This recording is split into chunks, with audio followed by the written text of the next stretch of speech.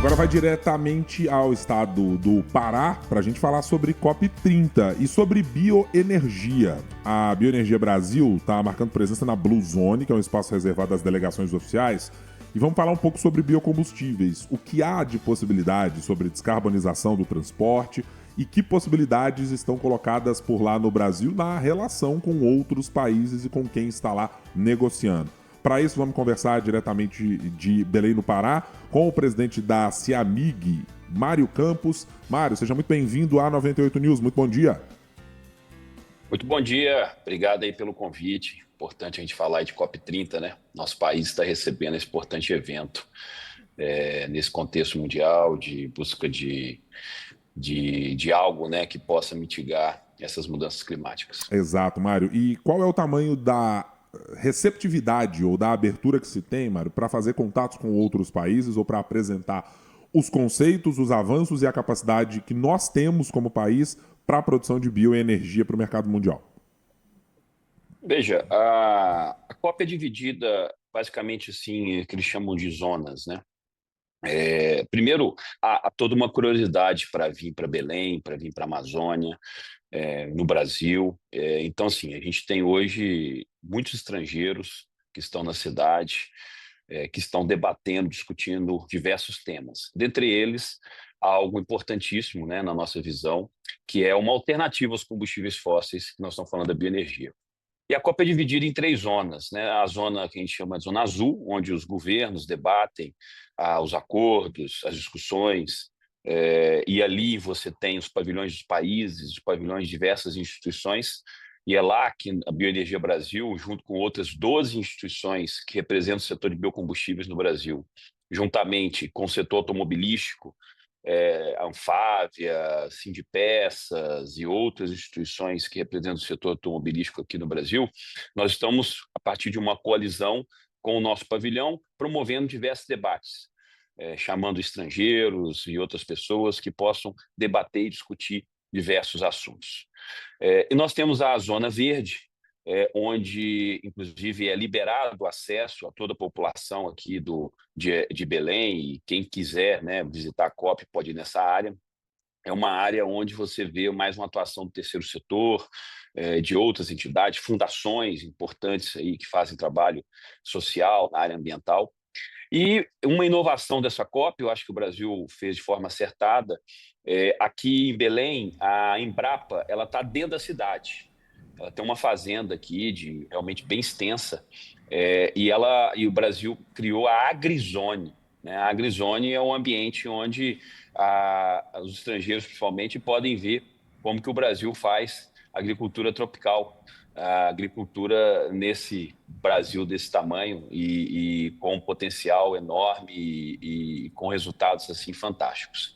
Bom, especificamente, né, sobre os biocombustíveis, sobre a bioenergia, hoje, dia 14 de novembro, nós estamos fazendo 50 anos do lançamento do Proálcool. Proálcool foi uma importante política pública desenvolvida pelo Brasil.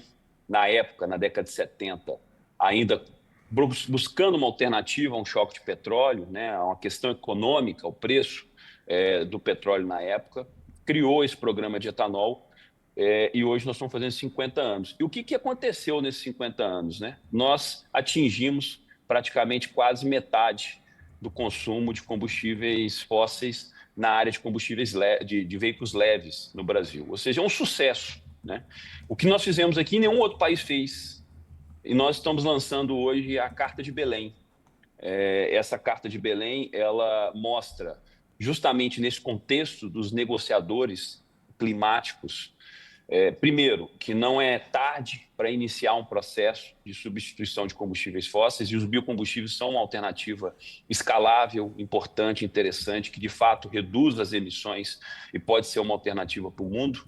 E a gente demonstra como que o Brasil fez isso.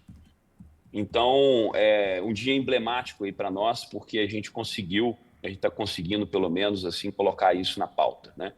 E o governo brasileiro lançou, no evento pré-COP em Brasília, algumas semanas, e está desenvolvendo isso nas negociações aqui, dentro do contexto aqui da COP30, um importante compromisso, de que o mundo poderia aumentar em 4 vezes a produção dos chamados combustíveis sustentáveis, dentre eles os biocombustíveis. Ou seja, nós temos uma produção de X hoje, a gente deveria, nos próximos anos, quadruplicar essa produção.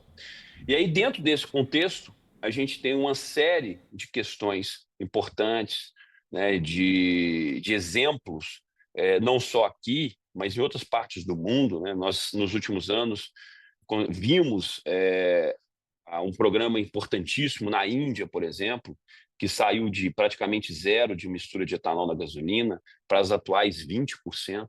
Vimos nos últimos anos os americanos, que agora saíram, né, do Acordo de Paris, praticamente atingir aí 10, 12% de mistura de etanol na gasolina e ser os maiores produtores de etanol do mundo. Mas nós temos diversos programas, né, de misturas de etanol na gasolina ao redor do mundo. Hoje nós temos mais de 40 mandatos de biocombustíveis nos combustíveis fósseis, ou seja, a gente tem já exemplos ao redor do mundo, exemplos na Europa, exemplos na Ásia, exemplos na América. Então, a gente tem bastante coisa na África também. Nós temos bastante coisa para mostrar dentro desse contexto. E preparando os biocombustíveis para uma nova era. Que nova era é essa? Onde a gente não pensa somente nos veículos leves.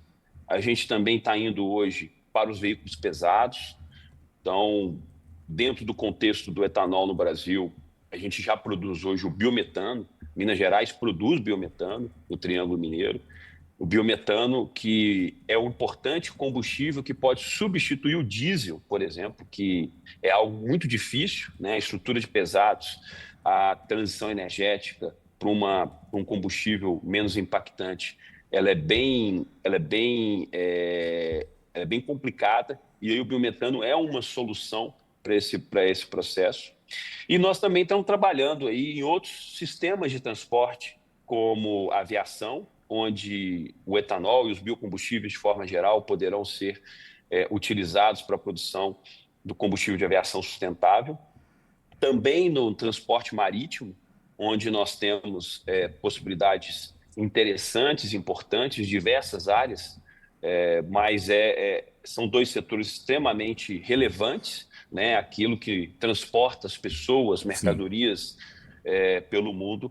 Então, ou seja, nós temos aí uma agenda bem extensa para mostrar, não só para o brasileiro, porque é uma curiosidade, né? Pouca gente conhece o norte do Brasil, então foi uma oportunidade de muitos conviverem com a realidade do norte. Não é uma realidade fácil, né? Belém é uma cidade que mistura muito pobreza, falta de saneamento, o lixo, com as riquezas do Brasil. Sim.